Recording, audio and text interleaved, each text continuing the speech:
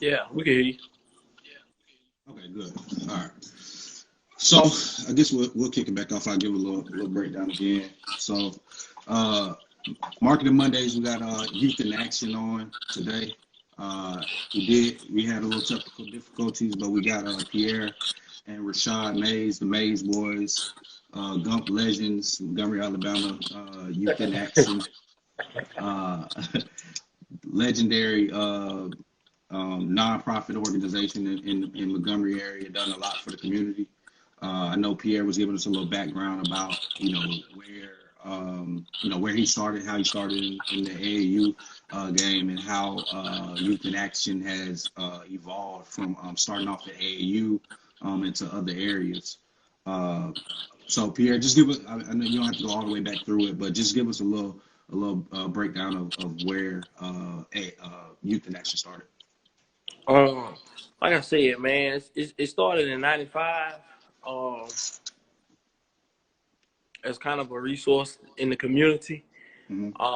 Because like I was saying, my dad, he didn't want to reinvent the wheel.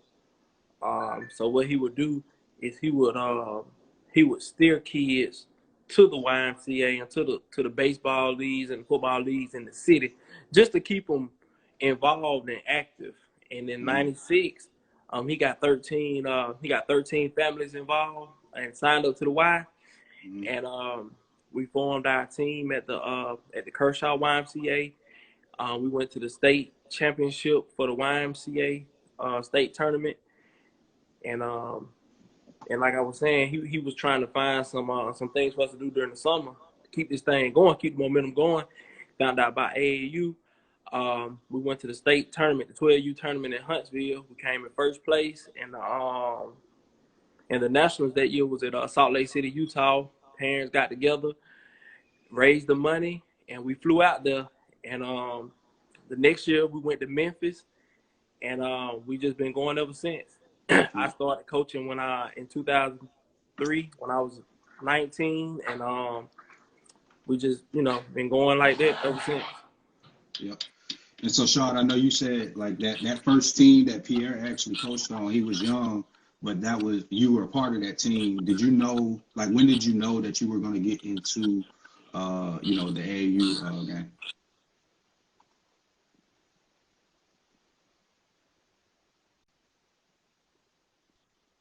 I was going to get into the game when I moved back here.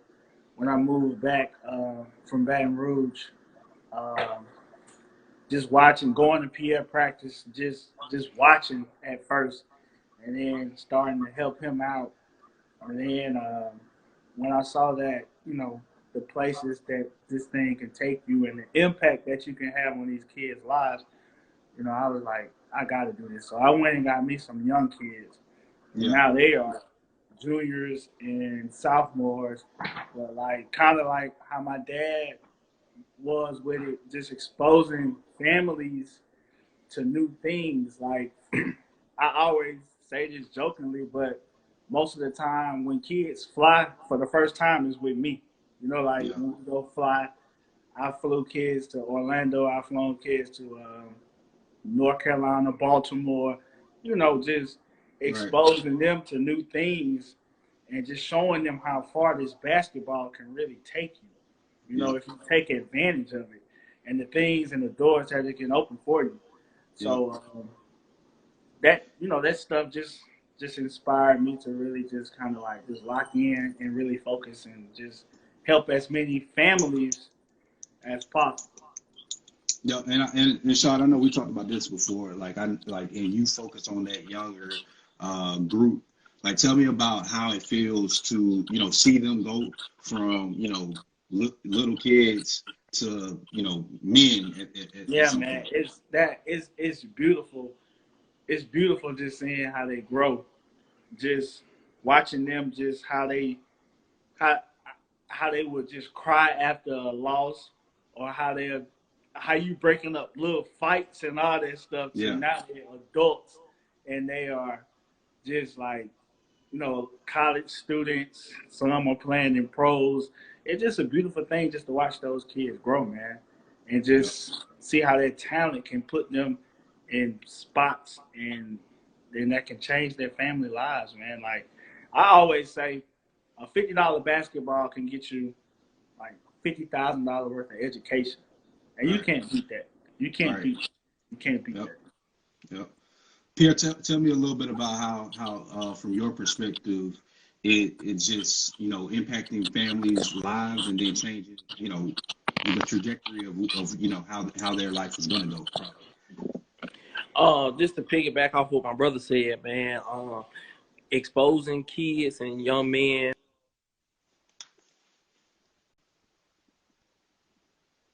something that they normally wouldn't get the chance to. With me, I think like in 2012, I started coaching in Atlanta with the Atlanta Express. Um, that's the largest platform that I had ever coached on. When you talk about AAU, so now we get to the point where we flying across the country, Right. playing against top tier competition, top level competition, all for college scholarship. So you will take a kid that might not have a chance at anything else in life, and that'll be his only way to get that free education. You know what I'm Right. saying? And man, it's just a great feeling, you know what I'm saying, watching these kids sign these scholarships. And basketball in promise on a professional level, to all of them, Mm-hmm. or to anybody for that matter, but a free education is, and what you do after that with it, is up to that individual. But I feel like we do our part to the fullest and to our best ability when you talk about giving kids exposure to whatever sport it is that we're involved in, and putting them in a position to get those college scholarships. Yep. And see, you brought up a point about when you transition to going to Atlanta when you were with the Atlanta Express, and that came with you getting on a bigger platform with the Under Armour team. So tell me about the learning about the business side when you went and saw how big of a business it was. Yeah. So here, when I first started, I'm thinking that you just play, you just go to tournaments and play. But when I get over there, I see it's a whole business. Parents investing in their kids, parents investing in programs to put their kids on those platforms. Um, it's a whole business. From the sponsorships Mm-hmm. to for the teams to camps for individual players. Yep. Like it's a whole business. Your programs might be on the $75,000 to $100,000 budget. That take Yep. care of everything. So now Yep. when we start, we bagging groceries for tips. We washing cars. We selling fish plate. But then over there, we ain't doing nothing but showing up to the Right. airport, and they Right. handed you a plane ticket. Yep. But it's a huge investment. Each shoe company that's involved, it's all about finding that next LeBron, Michael Jordan, LeBron James, Kobe Bryant. That's all it is. They're gonna invest in the programs. They're gonna put money behind it, and their job is to get the very best kids in their brand. And Right. so my role to that was to get the best kids out of the state of Alabama to that Under Armour program in Atlanta, and I was pretty successful at that. For my time there, I might have did eight or nine kids Mm-hmm. to that program, and they all received college scholarships, and they all play or played Division I basketball. So Yep. it was a beautiful thing. No, and then just think to piggyback on what you said, bringing up a good point about as far as like investing in yourself, right? So the point behind the difference in the mindset of the parents wanting to invest in their child to see the big picture of what it's going to pay off for. So tell me a little bit more about I guess just the mindset that you've seen differently from when you went over to Atlanta to what you've seen in Alabama. Man, the biggest difference, man, is the parent involvement. Here for the most part, uh, in the situations that we've been in, kids pretty much make their own decisions, and it's pretty much up to whoever coaching to make things happen. Difference is in Atlanta, the parents involved. They making decisions for the kids, and then they're putting whatever amount of money it costs for that kid to do whatever. They're putting all that money up. So here, we charge we charge 300, in between 3 and 350, per child. But there, when I get over there, they charging $700-800, you know, and parents not complaining. They're not asking questions about where the money Mm-hmm. going, because they're looking at it as this is an investment. I see the bigger picture for my child at the end of this road, so we're gonna put this money up, on the front end, and on the back end, he'll receive that scholarship, and he'll be able to reap the benefits of it. And kind of Yep. to kind of piggyback off that, I'm in Atlanta now, and I did a year with the Stars, and now I'm with the Express. And like he said, I can't think about a time that I went to a kid and the kids said, "Well, I just play for you, coach." It's always, man, you gotta talk to my parents. Like it's not. It's a decision that they make. Here in Montgomery, it's more so what the kid wants to do. Yeah. So the parent would be like, "Well, I asked him," or it's whatever he want to do. Yeah. So, and I think with the parent involvement, that helps you out down the road as well. Yep. Having a, a circle that's going to help you make the right decision. Right. Now, I'm Right. not going to say every parent's like that, because I do have some parents here in Montgomery that do listen, that do, come to us for advice or whatever. And those kids are actually, some of your more successful kids out of Right. Montgomery. Yeah. And the biggest part about that is the support system, right? So Right. if you're looking at the differences in how people reach different levels, is you have to have the support system around you to be able to do that. So when they are looking at it as a business and they're treating it as a business, and with businesses come investments, right? So Right. if you're treating this child or this opportunity versus the child, this opportunity as a business, then that means you're going to put in the time, you're going to put in the investment, and you're going to also, which brings me to my next point, is from a marketing and a branding standpoint, you're going to brand yourself as a business. So talk to me a little bit about how different kids view themselves as a brand, and making sure that they are putting forth their best foot forward to these college coaches and these different programs.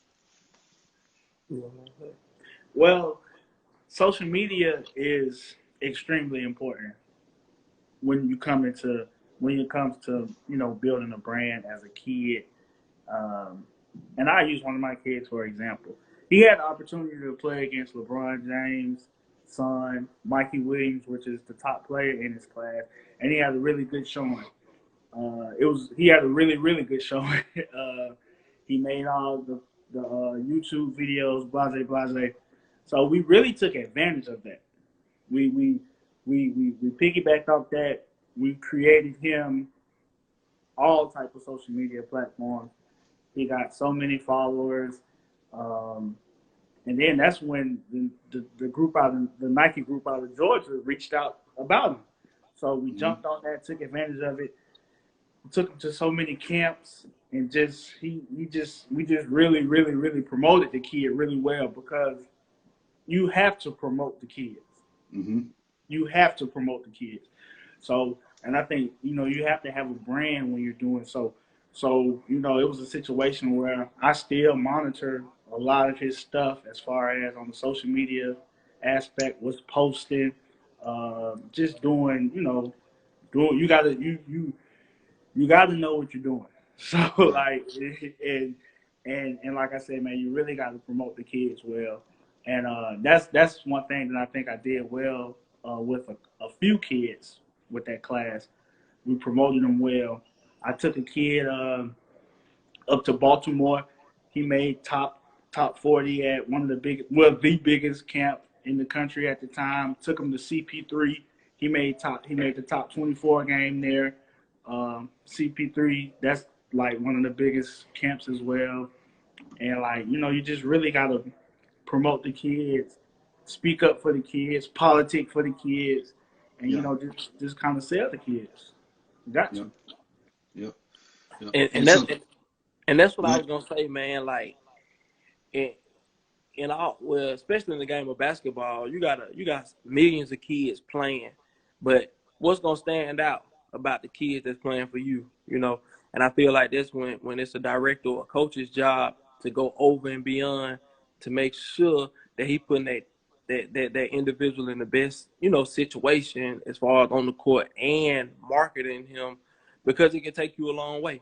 Like it can take you a long way. Like you got to be at the right camps. You got to be in front of the right media, and then not only that, um, the kids got to know how to act.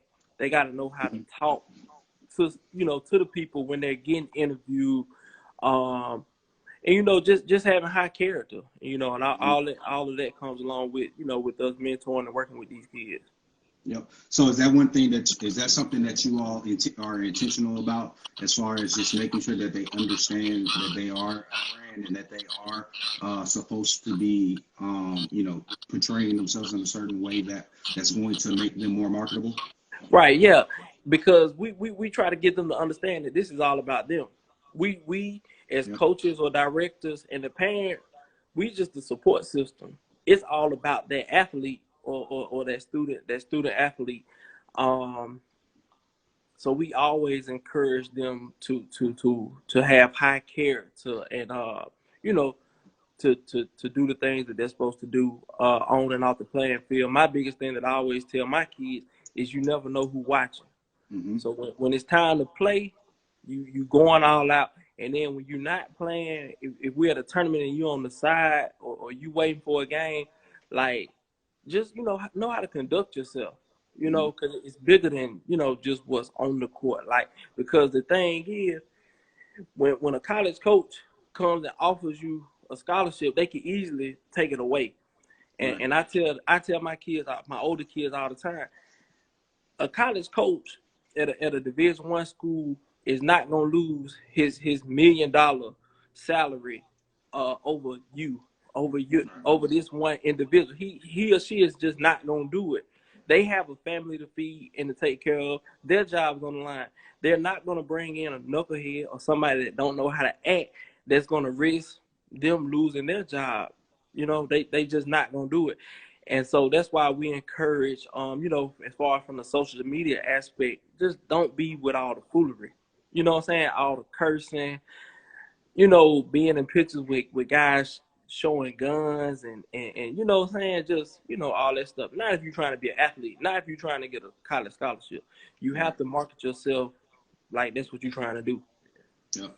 So, Pierre, what's one of the one things that you wish you had known starting out that you know now? Man, the whole business side, the whole marketing side, knowing where to take players, what tournaments to play in. Man, I tell anybody, like, and I didn't told you this before. I wish I could go back to '03 to like '06 when I had the guys from Montgomery that all played high level college basketball, NBA, overseas, because I was limited to what I could really do. I didn't know. Had I known then what I know now, the sky be the limit for our program and what we're doing. I mean, Yep. we're doing well now, but had we, been able to attack that area of this youth basketball, then it'd be Yep. no stopping us. Yep. Yep. And just to piggyback off that, when Montgomery had certain players at that level, if they still were able to make it to certain levels, but if it just knowing what you know now, that would be able to take them to a different level. So that Yeah. would have been big. Mm-hmm. So also tell me, I want to transition to youth in action as a whole. I know we talked a lot about the AAU, but let's talk about youth in action as a whole and all the other programs that are involved. Okay. So, uh, the end of the 2019-2020 school year, the second part of that. school year, we actually started our after school program. We had kids in the Regency Park community, and we would meet with them like on Tuesday and Thursday each week. We were doing financial literacy with the kids in the community, and we were also doing public speaking. We just felt like those are two of the important things that that the young African American child needs to know that they're gonna need and they're gonna use on an everyday basis as adults. So we felt like that was really big. We haven't resumed it since we stopped due to COVID. That's kind of been an issue for us with that. So we got that on pause right now. But we went forward with our track program. We started the track program in I think May, and we also have a golf program that we've been doing for a couple of years now. Yep. The track program is doing really well.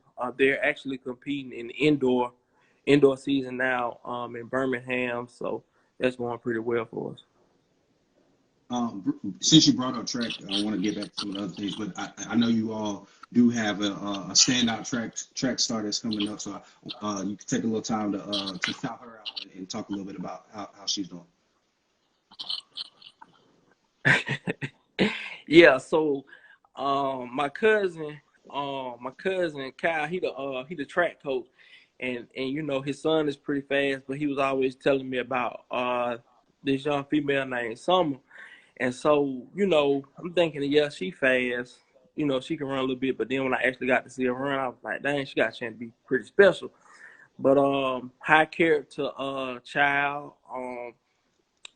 First and foremost, know how to behave off the track. You know what I'm saying? And just as far as being a person, good behavior, no kind of issues. And she performs at a high level. She holds a state record for like the 100 and 200 meters, and whenever it's time to compete, she show out. Like, you know what I'm saying? She don't never let us down. So she's doing really well right now. That's good. And I know to go back to the financial literacy piece and then the public speaking. Tell me a little bit more about some of the things that you have other than that are on the in the future. Well, we want to do a whole life skill section. Just really just being able to develop the overall human. You know what I'm saying? The overall child. Like I said, you have your pub. We already have public speaking and the financial literacy, but just any kind of educational tools that they could use. Just even if it's down to hygiene, you know what I'm saying? Right. We just trying to really teach these kids, you know what I'm saying, the way to be and the way to go. Because, you know what I'm saying, like when we look, like I worked in the school system and I'm around kids a lot, and it's just a lot that our kids don't know. And Right. you know what I'm saying, I'm not just gonna limit that to the Montgomery community. That's everywhere, Right. and so whatever kind of void that they need filling, we're here to fill that void for them. Yep. No, I think that's very important, and even to think back to when we put together the event for the football thing, and then we had the media session. So it gave the kids the opportunity to be able to speak on that type of platform and have that have to be able to articulate themselves and talk in front of the media and stuff like that. So different things like that are definitely some things that should be implemented. Just making sure that they're aware of how they have to move in the future, and I think one of the big things is going to be just like you brought up earlier is the social media education of how they use these different platforms. Right. But yeah, like you were saying, so what I was set up with that football kickoff that we did, the whole mission of that was to raise funds for our program to be able to do all of the things that we need to do.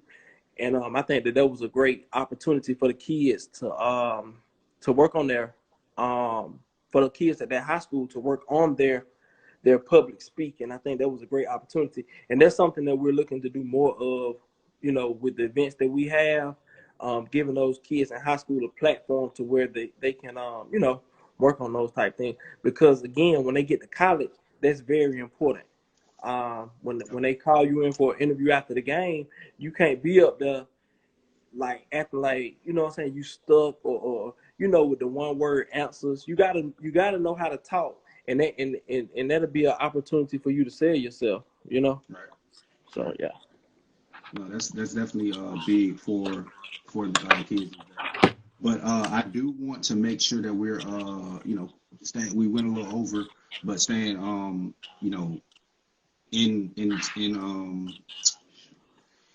in line with what your the future is going to hold. So tell me a little bit about some of the other things that you have on for Youth in Action.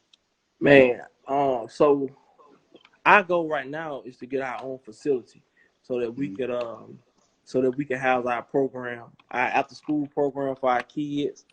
Um, for the classroom, the after school program stuff, and then also for our team, our basketball team, to practice, our track team to work out. So that's one thing that we're trying to get done right now. We're trying to make sure that we can house all of that. So that's our biggest mission right now, trying to get our own facility. Okay. So yeah, that's definitely going to be big for the Montgomery community, and we definitely want to make sure that we're being able to support you. So make sure where can the people donate? How can they how can they help in that? Our website is youthanAct, youtHNACT .org. You can donate to our organization there. You could also follow us on Instagram at youth underscore in action, just the letter in action, and Mhm. also on Twitter at youth underscore in action. Well, I definitely appreciate both of y'all for coming on, talking a little bit about the AAU business and the business side of how you nonprofits go. Uh, Definitely tune in next week. We have another guest coming on. So I appreciate y'all. I Yeah, man. appreciate you, man. Appreciate you. All right.